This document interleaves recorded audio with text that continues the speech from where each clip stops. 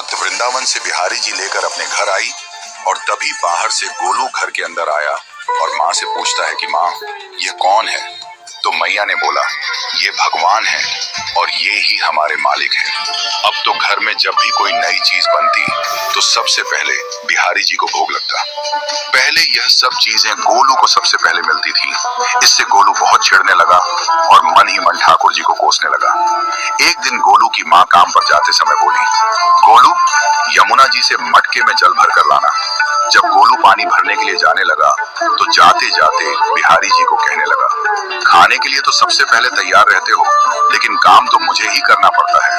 अगर यहाँ रहना है तो काम करो। कहकर गोलू यमुना जी से जल भरने के लिए चल पड़ा।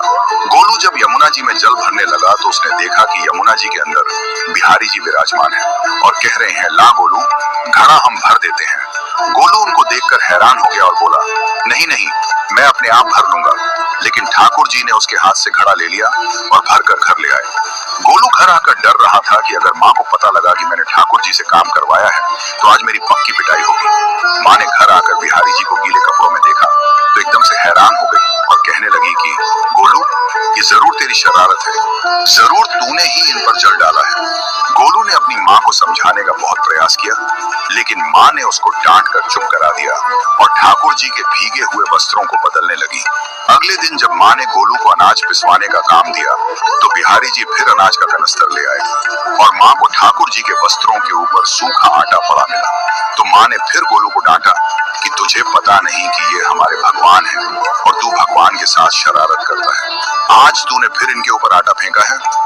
तो गोलू शपथ लेकर कहने लगा, नहीं माँ, मैंने कोई शरारत नहीं करी है। ये तो मेरे हाथ से गेहूं का कनस्तर लेकर खुद पिसवा कर आए हैं। गोलू की माँ आज बहुत गुस्सा हुई। अगले दिन फिर माँ बोली, बेटा गोलू, आज तुम्हारे बाबा बाहर गांव से वापस लौट आएंगे, बस आज का ही काम है। तुम जंगल से थोड़ी लकड़ियां ले आना।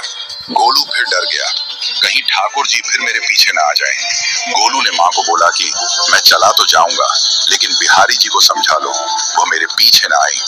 उसकी माँ हंसकर बोली, हाँ हाँ समझा दूंगी, तुम जाओ तो सही। गोलू जल्दी जल्दी लकड़ियां लेने जंगल में चला गया और माँ काम पर चली गई। लेकिन उस दिन माँ काम से जल्दी वापस आ गई और देखा बिहारी जी अपनी चौकी पर विराजमान नहीं है। वह तो एकदम से घबरा गई कि कहीं गोलू की शरारत तो नहीं। वह भागी भागी जंगल की तरफ गई। तभी उसने देखा कि गोलू के साथ एक इंसान लकड़ियों को लेकर घर आ रहा है। गोलू की माँ यह देखकर हैरान हो गई कि ये तो बिहारी जी हैं। ये क्या हमारे भगवान हमारा काम कर रहे हैं? इसका अर्थ गोलू ठीक कह रहा था।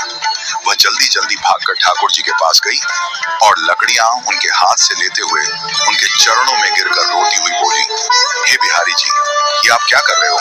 मुंह गरीब का काम क्यों कर रहे हो? ठाकुर जी मुस्कुराते हुए बोले, हमें तो तेरे बेटे पर बहुत प्यार आता है। सब लोग हमें भगवान समझते हैं, लेकिन एक तेरा बेटा ही था जो हमको अपना मानता था। अपना मानकर वो हमें डांट भी देता था, हमारे साथ गुस्सा भी करता था, और जो हमें एक बार अपना मान लेता है तो हम उसके मान के लिए उसके ही हो जाते हैं।